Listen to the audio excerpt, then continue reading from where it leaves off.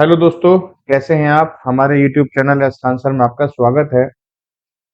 दोस्तों, आज मैं आपसे बात कर रहा हूँ मानसिकता के बारे में। किसी की मानसिकता को किस तरह से बदला जाता है, हमारी मानसिकता को किस तरह से बदला गया है।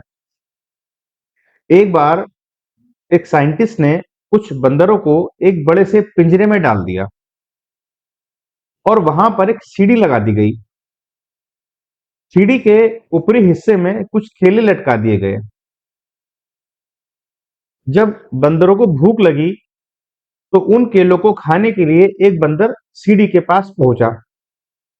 जैसे ही वो बंदर सीढ़ी पर चढ़ने लगा, उस पर बहुत सारा ठंडा पानी गिरा दिया गया और उसके साथ साथ बाकी बंदरों पर भी पानी गिरा दिया गया।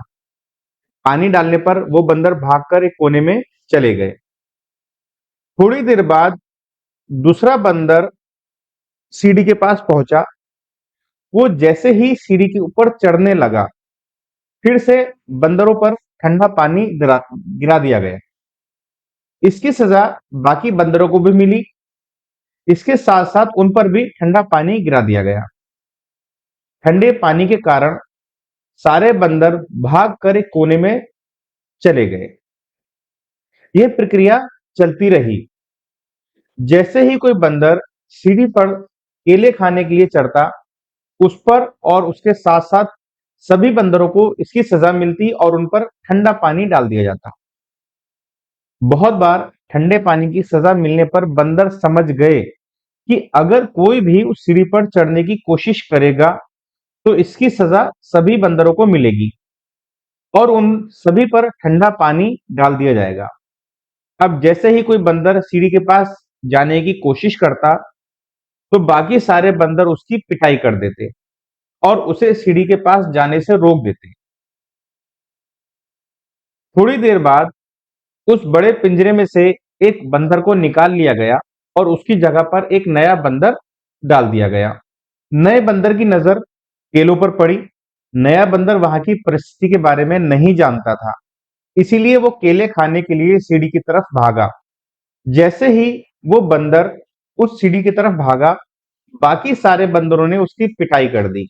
नया बंदर ये समझ नहीं पा रहा था कि उसकी पिटाई क्यों हुई, लेकिन जोरदार पिटाई से डरकर उसने केले खाने का विचार छोड़ दिया। अब एक और पुराने बंदर को उस पिंजरे से निकाल दिया गया और उसकी जगह पर नए बंदर को पिंजरे में डाल दिया गया। नया बंदर बेचारा वहां की परिस्थितियों को नहीं जानता था, इसलिए वो केले खाने के लिए सीढ़ी की तरफ जाने लगा और ये देखकर बाकी सारे बंदरों ने उसकी पिटाई कर दी।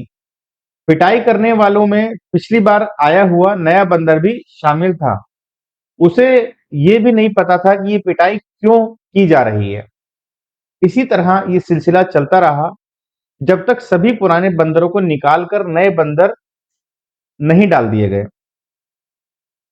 अब पिंजरे में सब नए बंदर थे, जिनके ऊपर एक बार भी ठंडा पानी नहीं डाला गया था। उनमें से किसी को भी ये नहीं पता था कि केले खाने के लिए सीढ़ी के पास जाने वालों की पिटाई क्यों होती है, लेकिन उन सबकी एक एक बार पिटाई हो चुकी थी। अब एक और नए बंदर को पिंजरे में डाला गया और आश्चर्य कि फिर से वही हुआ। सारे बंदरों ने उस नए बंदर को सीढ़ी के पास जाने से रोक दिया गया और उसकी पिटाई कर दी गई, जबकि पिटाई करने वालों में से किसी को यह भी नहीं मालूम था कि ये पिटाई क्यों हो रही है। दोस्तों, हमारे जीवन में भी कुछ ऐसा ही होता है। अंधविश्वास और कुप्रथाओं का चलन भी कुछ इसी तरह से ही होता है, क्योंकि हम उन प्रथाओं रीति रिवाज के पीछे का कारण जाने बिना ही उसका पालन करते रहते हैं और नए कदम उठाने की हिम्मत नहीं कर पाते हैं। हमें डर होता है समाज का, समाज के विरोध का। कोई भी कुछ नया करने की सोचता है तो उसे कहीं ना कहीं लोगों के विरोध का सामना करना ही पड़ता है। संभावनाएं बहुत हैं, लेकिन हम उन्हें देख नहीं पाते क्योंकि हम भीड़ चाल में चलते हैं। ये हमारी मानसिकता ही है जो हमें पीछे धकेल रही है। हम चाहें तो बंदरों की तरह लोगों की देखा देखी कर सकते हैं या फिर खुद की स्वतंत्र सोच के बल सफलता की सीढ़ी चढ़ सकते हैं। धन्यवाद।